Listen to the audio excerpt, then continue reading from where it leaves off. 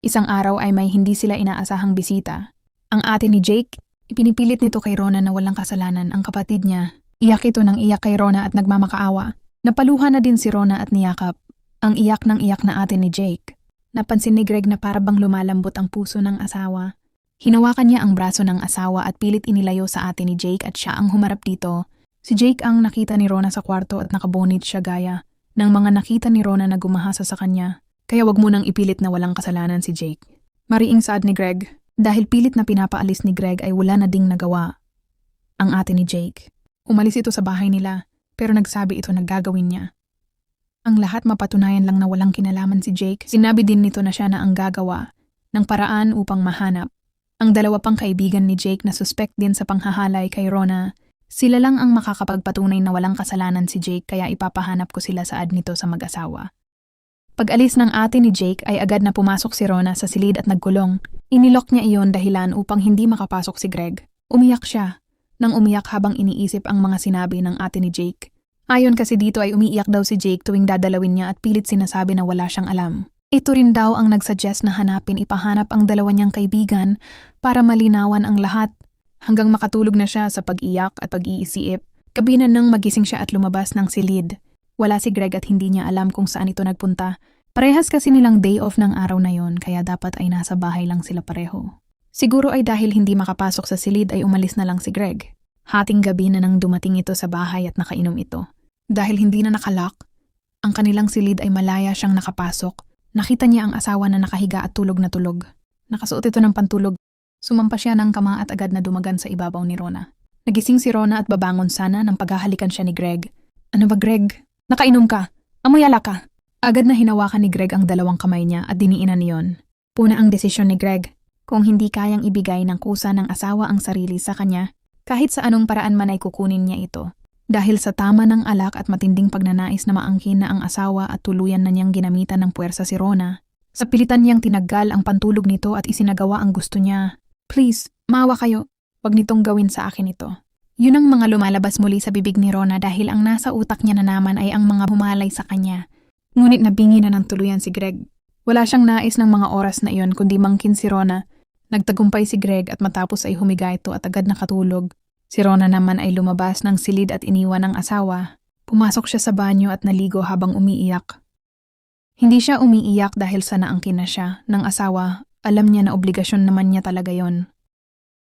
Umiiyak siya dahil sa mga naalala niya. Bigla niyang naisip si Jake at ang mga sinabi ng ate nito. Wala nga bang kasalanan si Jake? Pero bakit siya ang nasa silid na iyon at nakatakip din ang mukha? Kailangan niyang malaman ang buong katotohanan. Ang gabing yon ay umuwi siya sa mga magulang niya at iniwan ang asawa. Nais niyang magpatulong sa mga magulang upang hanapin ang dalawang kaibigan ni Jake. Kinabukasan ay maaga siyang pinuntahan ni Greg upang sudnuin. Umuwi na tayo, Rona. May trabaho pa ako at ikaw din papasok ka pa, di ba? Nagpaalam na ako, Greg. Ilang araw muna akong hindi papasok dahil may asikasuhin ako. Ano nga asikasuhin mo? Tsaka bakit hindi ka nagpaalam kagabi? Kailangan kong malaman ang katotohanan, Greg. Pupunta kami sa pulis ngayon at ipa-follow up namin. Ang paghahanap sa dalawang kaibigan ni Jake, walang nagawa si Greg. Inis na inis ito na umalis at iniwan ang asawa sa mga biyenan niya. Isa iyon sa pinagtaka ni Rona. Bakit tila hindi na interesado ang asawa niya na mahanap ang dalawa pang suspect sa panghahalay sa kanya? Ni hindi man lang nito sinabi na tutulong siya sa paghahanap. Ang araw din na iyon ay umalis si Rona kasama ang nanay at tatay niya. Pero bago dumiretso sa pulis ay dumaan muna sila sa bahay ng ate ni Jake. Nagulat pa ito nang makita sila. Gusto ding malaman ang buong katotohanan, ate. Sorry pala, kahapon akong tinaboy ka. Nang asawa ko, saad ni Rona. Okay lang, Rona. Naiintindihan ko naman. Nagyakap ang dalawa. Sama-sama sila na pumunta sa police station upang mag-follow up. Ang sabi ng ate ni Jake ay handa siyang magbigay ng reward para mahanap ang dalawa. Pauwi din daw ang mga magulang nila galing ibang bansa upang magbigay din ng suporta. Nice din kasi ng mga ito na makita si Jake. Pagkagaling nila sa police station, ay nagdesisyon si Rona na dalawin nila si Jake. Hindi na sumama ang nanay at tatay ni Rona. Ang ate ni Jake at si Rona na lang ang pumunta sa bahay Pag-asa upang dalawin si Jake. Hindi alam ni Rona kung anong pumasok sa isip niya at kung ano ang nararamdaman niya. Basta ng mga oras na yon ay parang may mali sa mga nangyari. May lihim na kailangang malaman at may katotohanang kailangan malaman. Ng lahat, Nakadama ng awa si Rona kay Jake nang makita niya ito. Bagamat maayos naman ng kalagayan nito doon ay halata niya na pumayat dito. Kamusta na Rona, tanong nito? Okay lang naman. Ikaw ba kamusta na? Ito okay naman ako dito. Madami akong natututunan at marami din akong mga naging totoong kaibigan. Medyo namimiss ko lang din talaga ang buhay sa labas kaya nalulungkot ako minsan. Sorry Jake ha. Huwag kang mag-sorry Rona. Wala ka namang ginawang kasalanan. Biktima ka lang saad ni Jake. Hayaan mo Jake, pag nahanap na ang dalawa mong kaibigan, lalabas na din ang katotohanan. Tipid o pilit ng ngiti lang ang isinagot ni Jake. Kamusta nga pala si Greg? Balita ko kinasal na kayo Napayuko si Rona sa sinabi ni Jake. Tumango lang siya. Sana mahalin ka niya at huwag kang sasaktan. Saad ni Jake. Naging emotional man ang pagkikita nila ay gumaan naman ang loob ni Rona. Nakita niya din na maganda ang bahay pag-asa. Madami silang mga activity na maaring makatulong sa skills ng mga nandoon. Ang sabi sa kanila ay maari din naman na makalabas na si Jake dahil naging mabait naman siya at nasa hustong gulang na siya. Nabuno na niya ang ilang taon doon at may pag-asa na siyang makalaya. Maari naman sana iatras ni Rona ang kaso upang makalaya na si Jake. Pero nais niya munang mahanap ang dalawa nitong kaibigan upang mapanagot at malaman dito kung sino ba talaga ang kasama nilang gumawa ng krimen. Kung walang kasalanan si Jake ay dapat mapatunayan para makalaya siya. At kung may iba bang sangkot, kung sino man yun ay dapat na managot. Pagkagaling sa bahay, pag-asa ay dumiretso sa bahay nila si Rona para kumuha ng ilang mga damit. Nais niya munang makapag-iisip. Iba kasi ang pakiramdam niya kay Greg. Hindi na siya komportable dito lalo na nang gamitan siya ng puwersa nito para maangkin lang. Ngunit pagdating niya ay nag-iinom ito at halata na medyo lasing na. Nagkaroon muna sila ng matinding pagtatalo. Bakit ba kasi hindi mo nalang kalimutan niyang mga yan? Tutal naman ay naparusahan na si Jake. Nakamit mo na ang husto siya. Pasigaw na saad ni Greg. Naririnig mo ba ang sinasabi mo Greg? Hindi lang isa ang suspect. 3 silang gumawa nun sa akin. Tsaka si Jake nga ba talaga ang kasama nila? Ang may pakahulugang tanong ni Rona. Bakit may iba pa ba? Kitang-kita mo naman siya, di ba? Siya lang naman ang inabutan ko sa silid noon, di ba? Basta. Kailangan mahanap ang dalawa. Kailangan din nilang managot at hindi ako matatahimik hanggat hindi yun nangyayari. Matapos nun ay agad na ding umalis si Rona at wala nang nagawa pa si Greg. Ilang araw ang lumipas at nagpabalik-balik sila Rona at ang ate ni Jake sa mga pulis.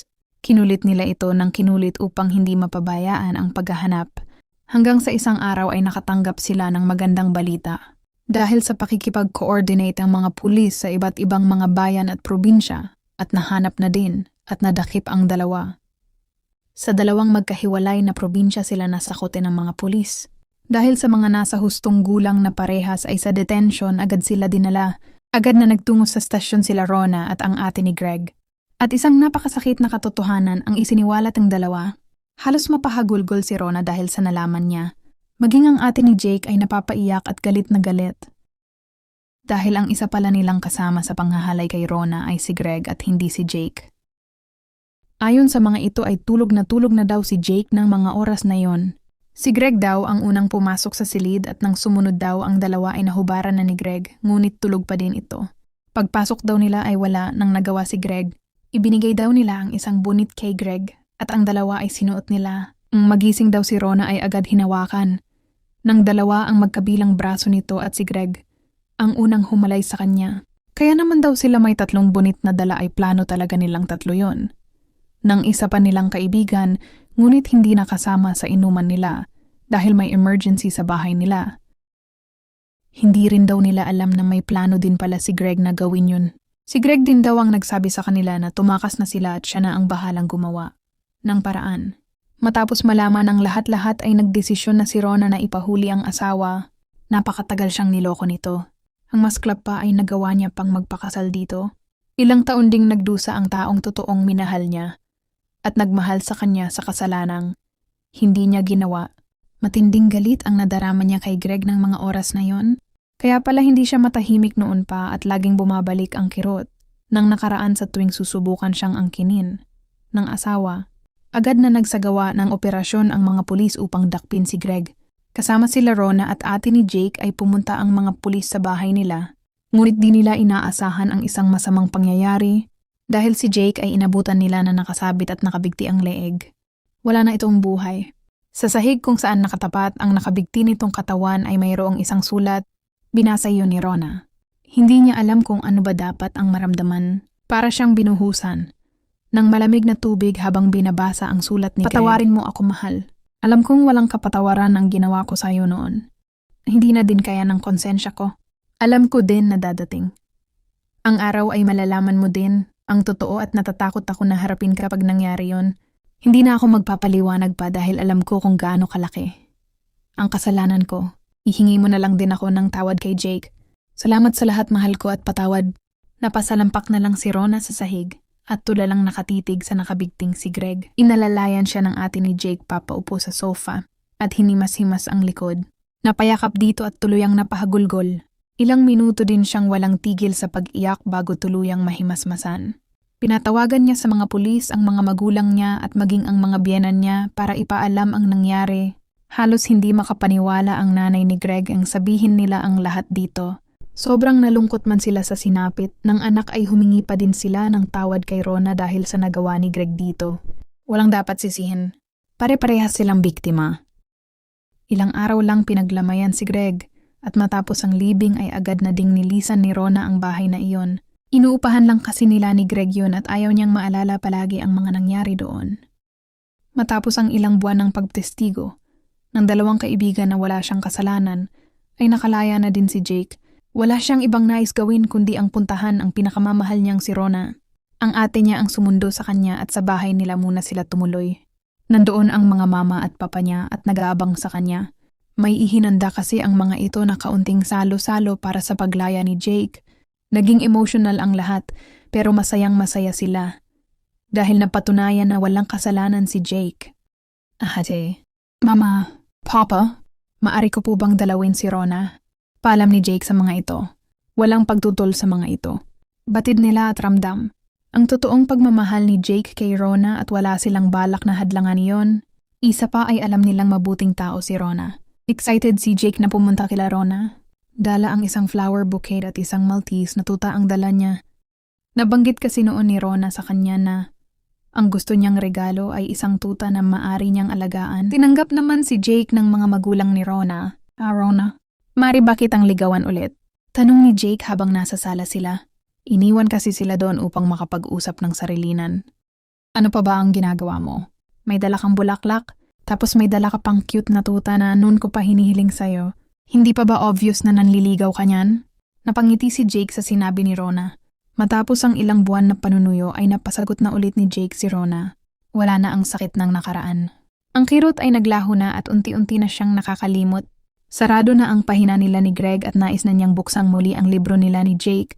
Isang taon matapos ang pagkamatay ni Greg nang yayain ni Jake si Rona na magpakasal.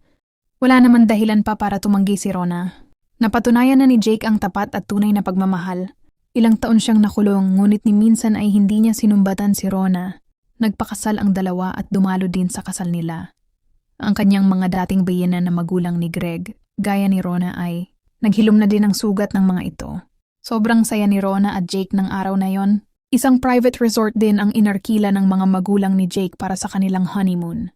At sa una nilang pag-iisa at ang pinakamasayang yugto ng kanilang pagiging mag-asawa, wala na ang bangungot sa isip ni Rona. Malaya at masaya na niyang maibigay kay Jake. Ang matagal na nitong hiling sa kanya para kay Jake. Hindi man siya ang nakauna sa asawa, ay ito naman ang nag-iisa at huling babae na iibigin niya.